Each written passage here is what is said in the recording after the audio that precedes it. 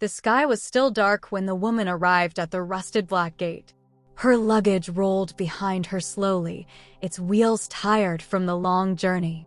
She stood there, breathing heavily, unsure if this was really the place. Her heart pounded in her chest like a drum. Something about the house felt strange, unfamiliar, almost cold. Was this really her home? Or had she gotten the address wrong? 8 years. That's how long it had been since she saw the gates of her family compound. She hadn't planned to stay away for that long. But life had a way of swallowing people whole. When she left Nigeria for Oman, she had only one dream: to give her daughter a better life. She had worked as a cleaner, then a nanny, and later a housekeeper for a wealthy Arab family. She endured loneliness, racism, insults, and pain just to save enough money to build that house and send something back home every month. She trusted her elder sister, Nneka, with everything. She sent her the house documents. She told her to move in with her husband and keep the place warm. She begged her to care for her only child, Chioma, just 6 years old when she left. At first, everything seemed okay. Calls, updates, voice notes. Then slowly, silence. Her mother no longer picked calls. Her siblings stopped replying. Nneka blocked her on WhatsApp. Everyone vanished. She wanted to return earlier, but her sponsor seized her passport. When she finally bought her freedom and booked a flight back home, no one even knew she was coming. No one seemed to care. And now, here she was. 6:12 a.m. The street was silent.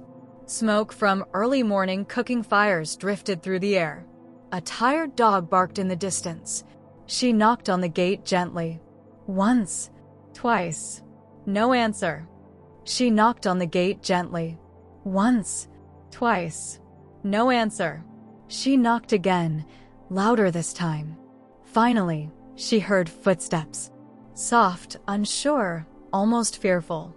The small gate creaked open slightly, and a girl peeked out, a skinny child, no older than 14, barefoot, dressed in an oversized faded t-shirt with holes at the neck. She held a half-full bucket of soapy water and a small mop. Her fingers were cracked and wrinkled from scrubbing. The woman froze. Her eyes widened. Her mouth fell open. She knew those eyes. That nose. That scar on the left cheek from a bicycle fall years ago. Chioma, she whispered, tears already filling her eyes. The girl blinked. Who are you, madam? The words stabbed her heart like a dagger. I'm your mother. Chioma stared blankly, her eyes slowly scanning the stranger in front of her. Her lips trembled. She stepped back. My mother is dead, she mumbled. Julie's knees buckled. Her hand grabbed the gate to steady herself. No, baby. I'm not dead. I came back. I came back for you. Behind them, a loud voice cut through the air like thunder. Who is at that gate? Julie turned sharply. There, on the upstairs balcony, stood Nneka in a silky red robe, her face twisted in disbelief and panic. She looked as if she had seen a ghost. Julie? What the hell? What are you doing here? Julie stepped forward. Nneka, it's me. I came home. I want to see my daughter.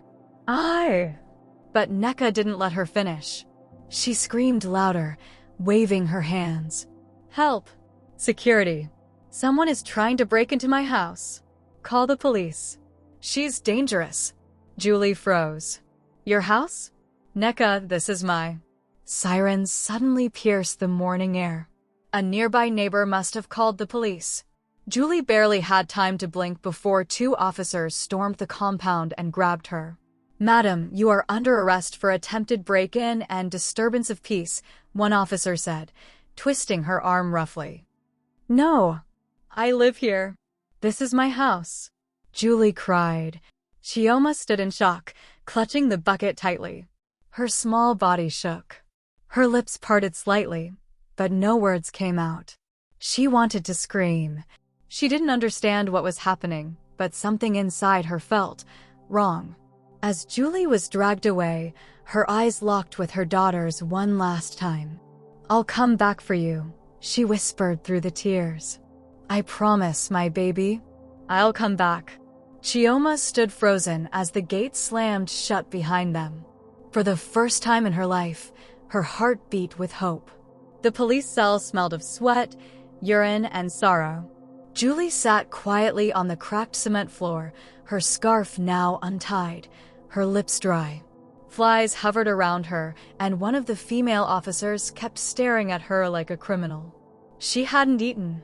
She hadn't even been allowed to explain herself. Her crime? Coming back to her own house.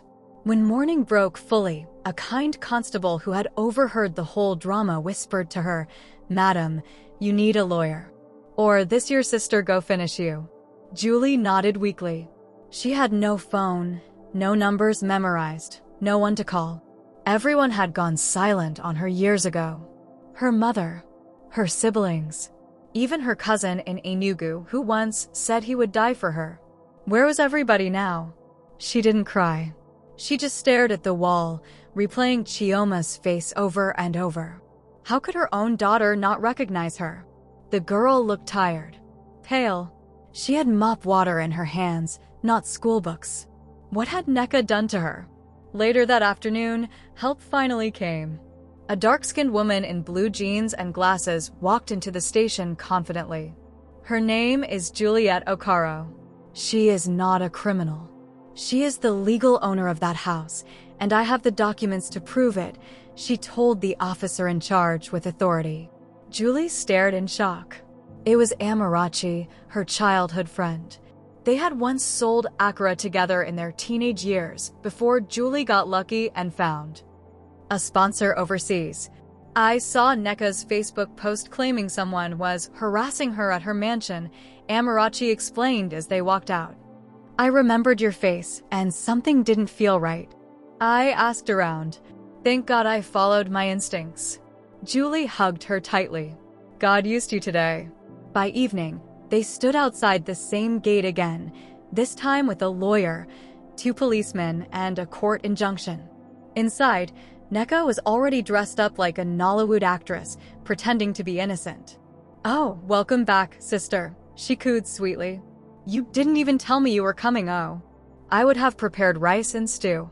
"Shut your mouth," Amarachi snapped. "Where's Chioma?" Chioma stood behind the kitchen window, peeking.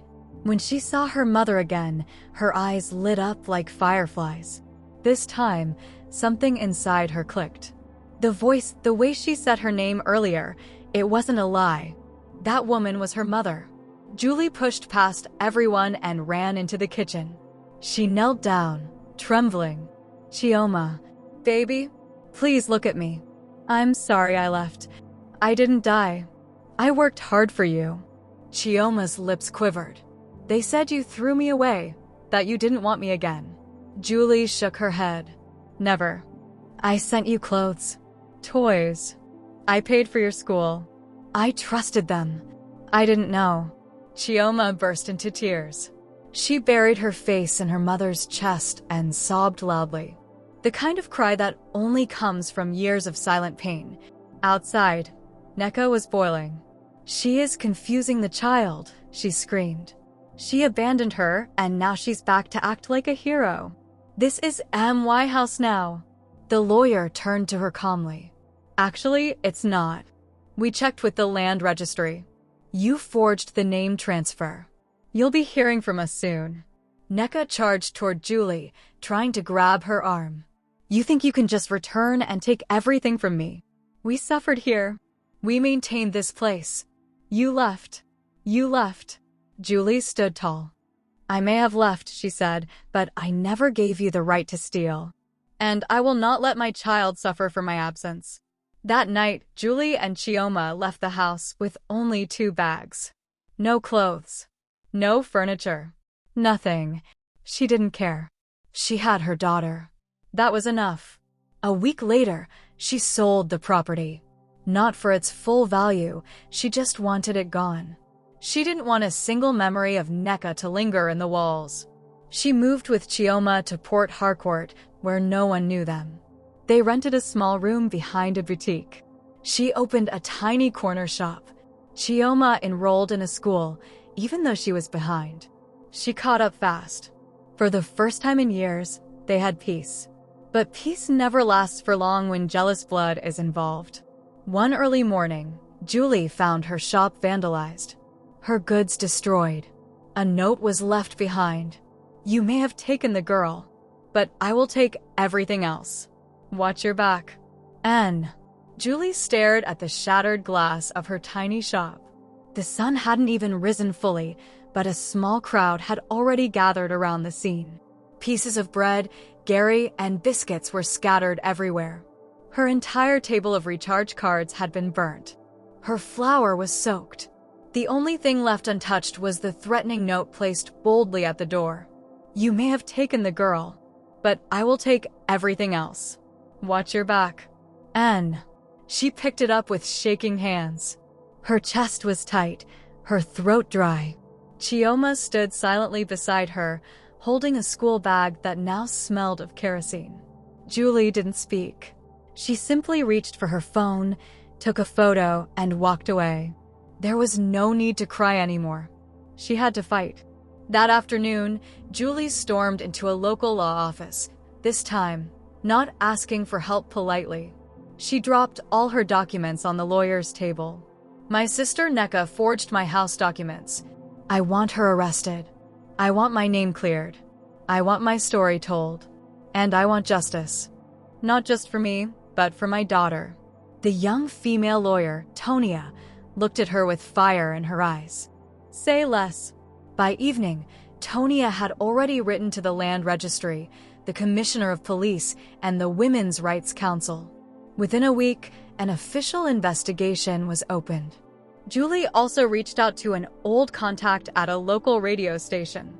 That weekend, she gave a live interview under a false name, A Mother's Betrayal.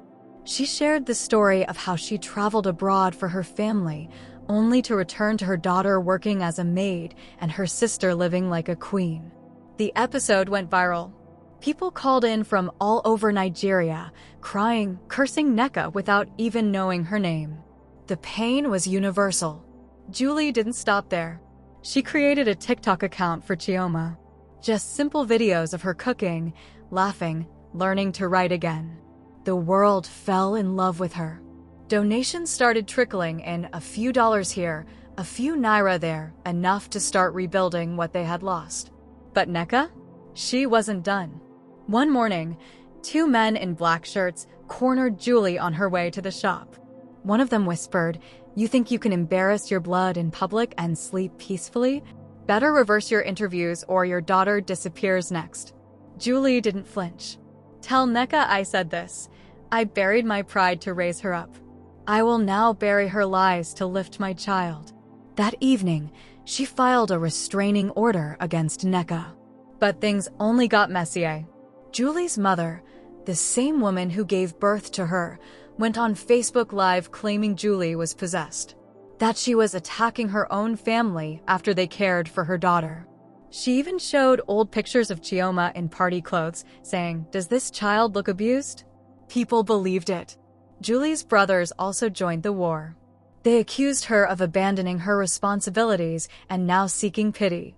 She's only trying to use her child for sympathy. "We raised that girl." Julie sat in her room, staring at her phone screen as all their lies flooded the internet. Chioma crawled into her lap and said something that stopped her heart. "Mummy, do you want me to die so they can leave us alone?" Julie gasped. "What?" "Never say that again." Chioma's eyes welled up. "They hate me, Mummy. Grandma said I ruined everything. Uncle pushed me last week. They all said if you didn't come back, I'd be better off as their house girl forever." Julie held her daughter tightly, rocking her. "No, baby. You saved me. You saved both of us." That night, Julie made a choice. She wrote an open letter and posted it on every platform she could. She didn't hide her name this time. She told the full story, naming names, showing receipts, calling out the wickedness that hides in bloodlines. And at the end of the post, she wrote, "I didn't leave my daughter. I left to build her a future. I came back to a war I didn't start, but I'll be damned if I let her be its casualty. 3 days later, someone rang their doorbell. Julie opened it and froze. It was Nneka. Her left cheek was bruised. Her wig was crooked. Her eyes were swollen. "You happy now?" she hissed. "They're dragging me everywhere online. My husband left. Our landlord threw us out. My children are asking me why people are calling me a thief." Julie didn't respond. Nneka took a deep breath. "I'm warning you. Stop this, or I'll show you a level of madness you've never seen." Julie leaned forward. "I'm not scared of madness anymore. I gave birth to one. I raised her. And she's going to school now, not mopping floors for snakes like you." And with that, she slammed the door shut. Chioma stood behind her, holding a cup of water, smiling proudly. They came in the middle of the night. 3 masked men, armed with sticks and iron rods, kicked down the gate to the compound Julie had rented. The neighbors heard the screams first, then the shattering of glass, the sound of chairs flying, and Julie yelling for help. Chioma ran to the back room, holding a small kitchen knife in her tiny hands, praying under her breath, "Mummy, Mummy." But Julie wasn't scared. She grabbed the wooden pestle from her kitchen shelf and struck one of the men across the back with such force that he dropped like a sack of beans. The other 2 turned and ran, shocked by her strength and fury. By the time the police came, the damage was done. Their sitting room was in ruins. The front door was hanging loose. And Chioma was crying not out of fear, but because she thought she had lost her mother again. "I'm okay, my baby," Julie whispered, hugging her. "They won't win. We're stronger now." But she knew who was behind it. Nneka. This wasn't just jealousy anymore. It was war. The next day, Julie filed another police report. Then she made a video. She stood in her ruined living room, holding the dented pestle, and recorded a live TikTok. "To the family that sent men to attack me and my child, I forgive you. But I will not be silent. You tried to break us, but you only made us louder. Blood doesn't make you family. Love does. And I finally know who my family is, just me and my girl." The video went viral, 2 million views in 48 hours. Nigerians poured their hearts out in the comments. "This woman is strong. Oh, Chioma will be great someday. Mark my words. Shame on wicked sisters. This story deserves a Netflix movie." Julie's story was now everywhere. Bloggers shared it. A small magazine published it. Donors sent money. A UK woman even volunteered to pay Chioma's school fees until university. But in the background, the real truth was starting to leak. An anonymous blog dropped a voice recording. It was Nneka's husband, drunk, angry, ranting to his friend at a bar. "That house? No, be her own. Nah, Julie billed am from abroad. Nneka just lock everything when she cut communication. That woman even day send money, but we day hide am. Even sells small land for village join." The recording blew up. Nneka's downfall began that day. Her friends stopped picking her calls. Her church suspended her. Her children stopped going to school because of bullying. And her own husband left her for good. But even after everything, she didn't apologize. She posted a bitter Facebook rant. "So, because person find house empty and take care of it, now they call am thief? Y'all are mad. I regret nothing." Julie read the post and smiled sadly. "Her people don't always heal, my baby," she told Chioma. "Sometimes they rot inside and try to spread it." But she didn't let it stop her. She used part of the donations to start a foundation called She Is Mine. It helps single mothers who returned from overseas to reunite with children they left behind. She hired lawyers. She visited prisons. She told her story in schools. She grew bolder. And Chioma? She was glowing. She got new uniforms, new books, and a smile that could light a room. She became an online sweetheart. Her page had 100K followers. She even started doing short monologues about forgiveness, pain, and survival. Then, one day during an online interview, a bold little fan asked her, "Chioma, if your Ani comes to say sorry, will you forgive her?" Chioma paused, then said something no one expected. "I already did, because if I don't forgive, I'll become like her. And I want to grow up kind like my mummy." The interviewer teared up. The comment section exploded. Julie stood behind the camera, hand over her mouth, whispering, "That's my baby."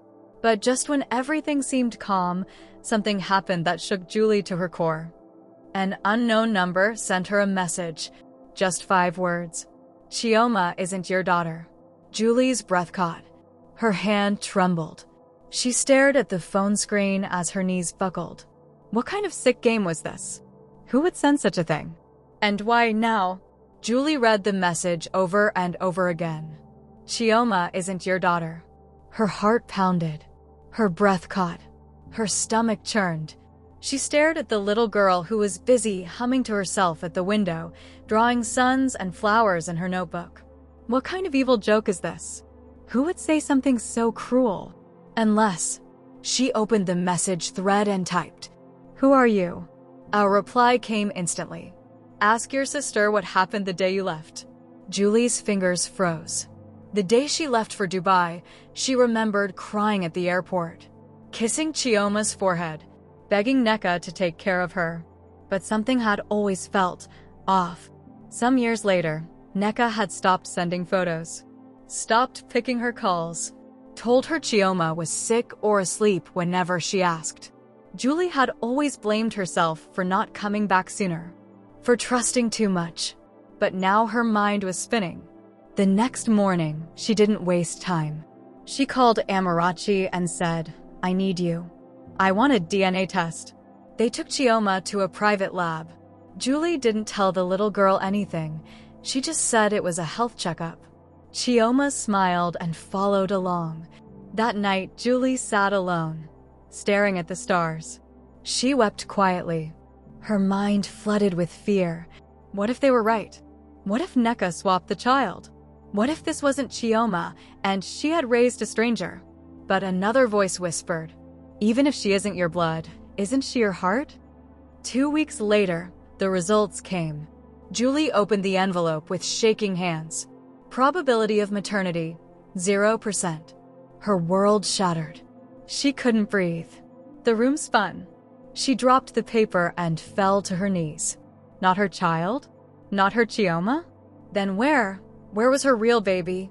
That evening, she called Nneka. Her voice was calm, but dangerous. "Tell me the truth now, or I will bury you with the law." Nneka laughed coldly. "So you finally know? Good. Now sit with it the way I sat with your rejection for years." Julie snapped. "What did you do to my child?" Nneka's voice turned bitter. "Your daughter died 3 weeks after you left. Fever. I was scared. I didn't know how to tell you. So I paid a woman in the village to give me a baby girl. That was Chioma." Julie dropped the phone. Her sobs shook the walls. Her real baby was gone. Buried. Forgotten. And this little girl, she had loved a lie? She didn't eat for days. Chioma noticed. "Mummy, are you sick?" she asked, hugging her. Julie wanted to scream. To ask her, "Who are you really?" But she couldn't. Because this girl, this precious, kind, broken girl, had become her entire world. She finally replied, "No, baby. I'm just tired." That night, Julie held her tight as they slept. For the first time in her life, she wasn't holding her daughter, but she was holding her everything. Weeks passed. Julie made peace with the truth. One day, she sat Chioma down and told her everything gently, slowly, with tears in her eyes. Chioma didn't cry. She looked at Julie and said softly, "Then God gave you me, to replace what the world stole."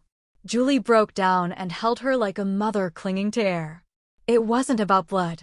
It was about love. And love chose them. Julie changed Chioma's surname officially, enrolled her in a better school, shared her full story with the press, the real story. No hiding, no shame. The truth inspired millions. Nneka, now a pariah, fled to the village.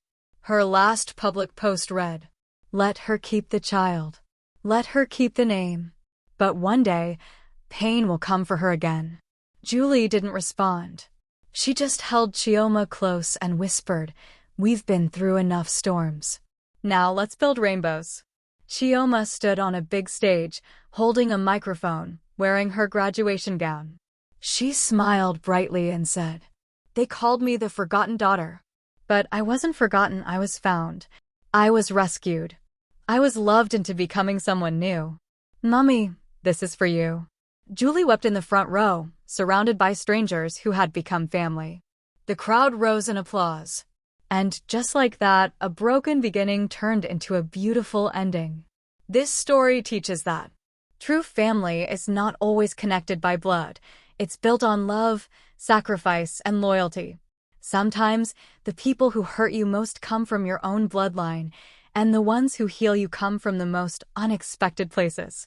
Forgiveness is strength, and even when the world turns against you, standing for the truth will eventually bring justice, peace, and purpose. Greed destroys everything. Neka's hunger for property and power led to her downfall and shame. Don't abandon your voice in silence. Julie suffered quietly for years, but healing began when she spoke up. Love is a choice. Julie chose to love Chioma, even after learning the truth, and that love changed both their lives. You can rise after betrayal. Julie went from broken to bold, turning her pain into purpose and creating impact. Forgiveness is freedom. Chioma chose to forgive instead of becoming bitter, and it gave her peace.